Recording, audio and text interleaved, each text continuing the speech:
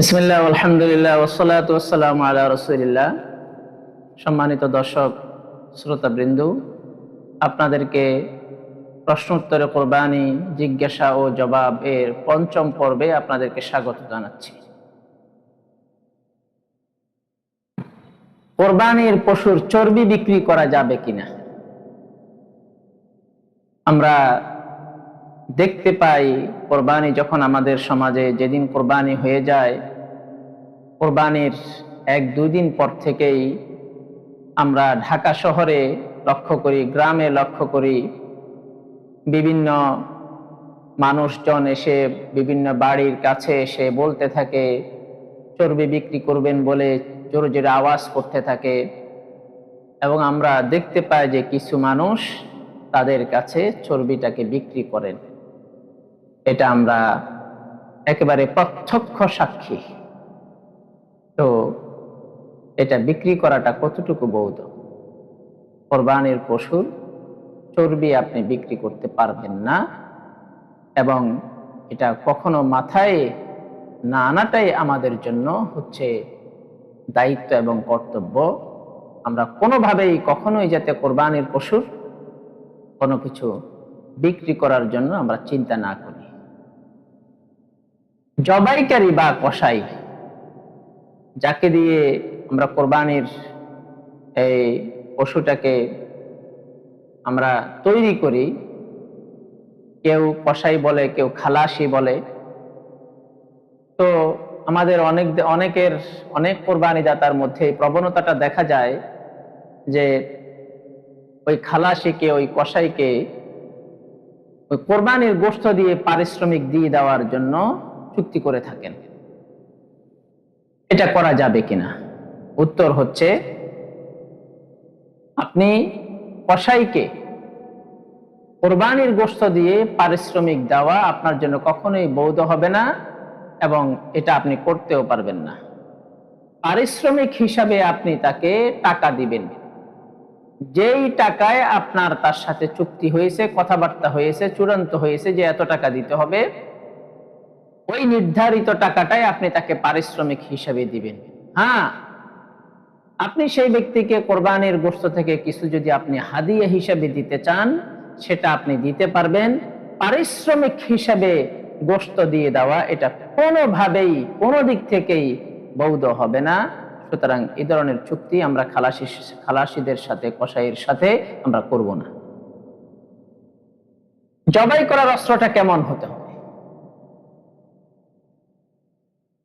জবাই করার অস্ত্রটা অবশ্যই অত্যন্ত তীক্ষ্ণ, ধারালো হতে হবে। কারণ রাসূলুল্লাহ সাল্লাল্লাহু আলাইহি ওয়াসাল্লাম বলেছেন, ইজা যাবাহতুম ফাআহসিনুজ যিবাহা।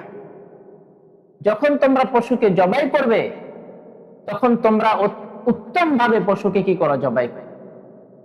উত্তম ভাবে জবাইটা কখন হবে? যখন যেই অস্ত্রটা দিয়ে, যেই ছুরি দিয়ে আমরা পশুটাকে জবাই করবো, এটা যখন অত্যন্ত তীক্ষ্ণ, ধারালো সম্পন্ন হবে, তখন খুব সহজেই জবাইয়ের কাজটা সম্পন্ন করা যাবে। এতে করে পশুর কোনো কষ্ট হবে না। রাসূলুল্লাহ সাল্লাল্লাহু আলাইহি ওয়াসাল্লাম যে বলেছেন যে তোমরা জবাই করলে উত্তম ভাবে জবাই করো, আল্লাহর নবী এই জন্যই বলেছেন যে অত্যন্ত তীক্ষ্ণ, ধারালো অস্ত্র দিয়ে সেটাকে জবাই করা হবে, যাতে করে পশু কষ্ট পেতে না হয়, পশুর কোনো ধরনের কোনো কষ্ট না, মুহূর্তের ভিতরেই জবাইয়ের কাজটা সম্পন্ন হয়ে যায়। এই জন্য ধারালো অস্ত্র দিয়ে আমরা জবাই করব, তীক্ষ্ণ ধারালো অস্ত্র দিয়ে, ছুরি দিয়ে আমরা জবাই করব, এটাই হচ্ছে উত্তম।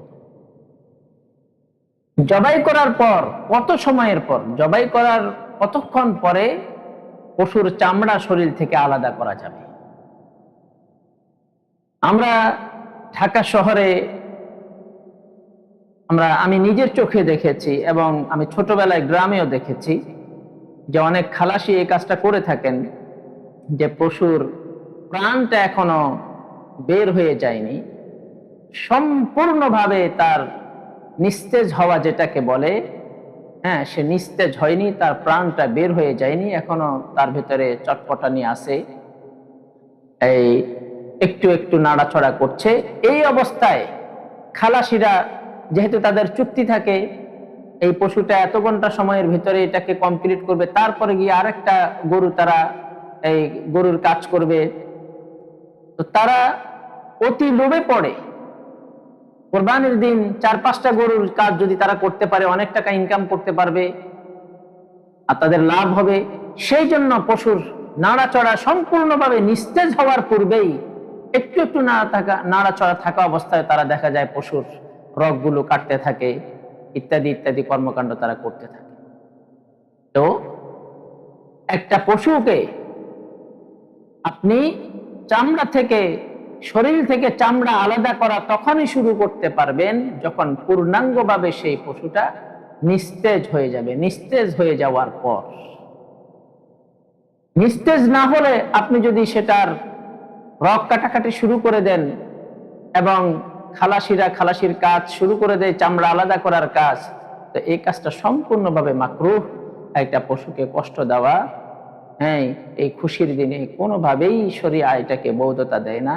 এই জন্য আমরা এটা থেকে বেঁচে থাকার জন্য চেষ্টা করি।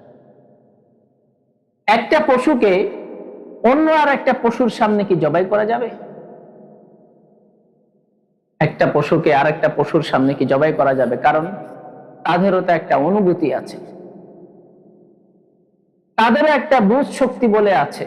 সে যখন দেখবে যে আমার সামনে আমার, হ্যাঁ, একজন ভাইকে জবাই করে দেওয়া হচ্ছে, তার ভিতরে একটা আতঙ্ক তৈরি হতে পারে, একটা ভয়।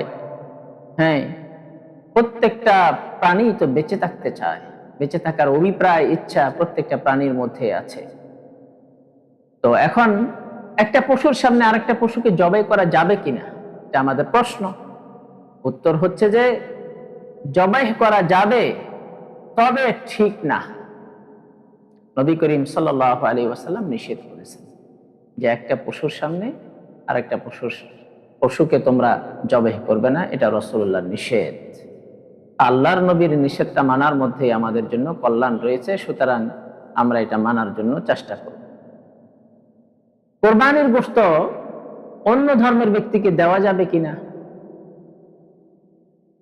আমি কোরবানি করলাম, আমার পার্শ্ববর্তী হিন্দু প্রতিবেশী আছে বা অন্য কোনো ধর্মের প্রতিবেশী আমার পার্শ্ববর্তী থাকে, তো আমি তার প্রতি সদাচরণের উদ্দেশ্যে, সহমর্মিতা প্রকাশের উদ্দেশ্যে, তাকে খুশি করার জন্য, তার সাথে ভালো একটা সম্পর্ক বজায় রাখার জন্য আমি কোরবানির গোশত তাকে হাদিয়া হিসেবে দিতে পারবো কিনা?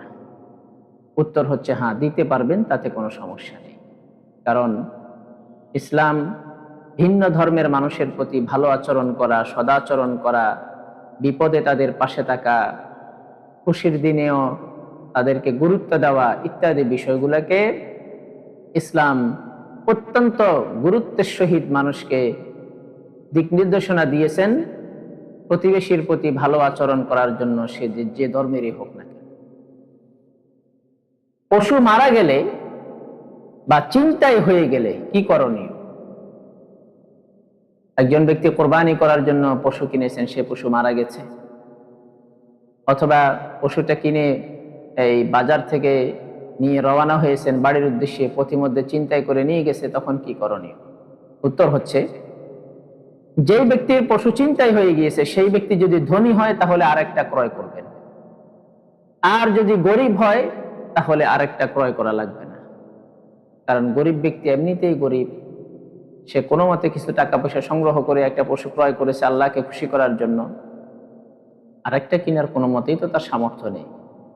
আর ধনী ব্যক্তির যেহেতু সামর্থ্য আছে, তিনি যেহেতু ধনী, সুতরাং তিনি আরেকটা ক্রয় করবেন। মুসাফিরের উপর কোরবানি ওয়াজিব কিনা? মুসাফির, উত্তর হলো না, মুসাফিরের উপরে কোরবানি ওয়াজিব না। কোরবানির ওয়াজিব এমন ব্যক্তির পক্ষ থেকে কোরবানি করলে কি করণীয়? কোরবানি ওয়াজিব এমন ব্যক্তির পক্ষ থেকে কোরবানি করলে কি করণীয়? এই প্রশ্নটা কেন আসলো?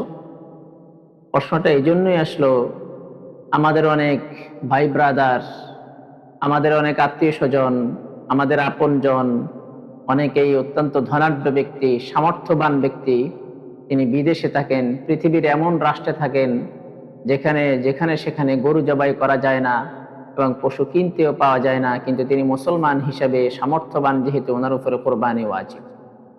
এখন ওনার পক্ষ থেকে কোরবানি করলে কিভাবে করবে, ওনার পক্ষ থেকে কোরবানির ক্ষেত্রে কি করণীয় হতে পারে? উত্তর হচ্ছে যে ওই ব্যক্তির পক্ষ থেকে কোরবানি করতে হলে ওই ব্যক্তির অনুমতি নিতে হবে। অনুমতি যদি না নেওয়া হয় তাহলে ওই ব্যক্তির পক্ষ থেকে কোরবানি হবে না। কোরবানির গোশত খাওয়ার হুকুম কি? আমাদের ইসলামের ভিতরে বিভিন্ন বিধান আছে, ফরজ, ওয়াজিব, সুন্নত, মুস্তাহাব। কোরবানির গোশতটা খাওয়া কি সুন্নত না মুস্তাহাব? এটার বিধান কি? উত্তর হচ্ছে কোরবানির গোশত খাওয়া মুস্তাহাব। না খেলে কোনো গুনাহ হবে না, তবে খাওয়াটাই হচ্ছে উত্তম। কারণ আল্লাহ পাক রব্বুল আলামিনের পক্ষ থেকে এটা জিয়াফত, মেহমানদারি। আল্লাহ তাআলা মেহমানদারির ব্যবস্থা করেছেন।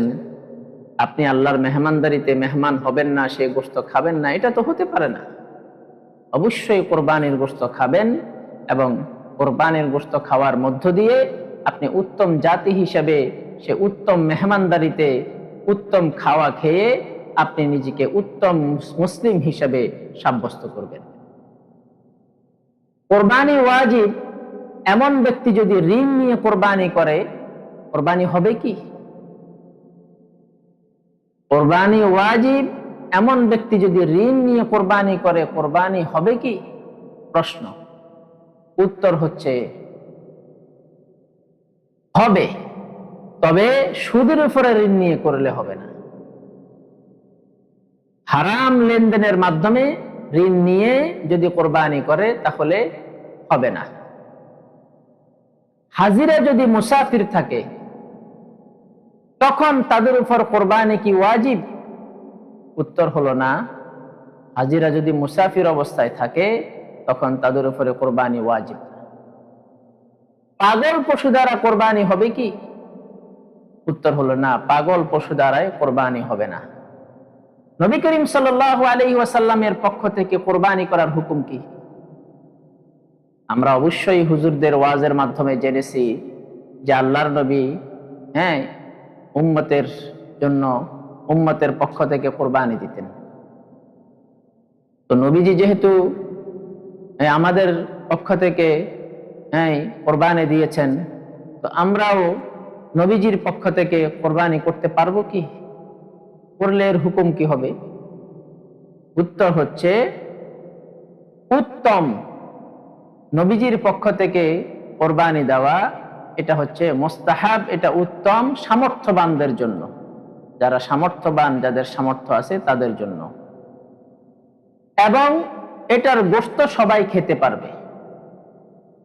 নবীজির পক্ষ থেকে কোন উম্মত যদি নবীজির পক্ষ থেকে কোরবানি দেয়, তো এই কোরবানিটা মুস্তাহাব, উত্তম হিসেবে সাব্যস্ত হবে এবং এটার গোশত সকলেই খেতে পারবে।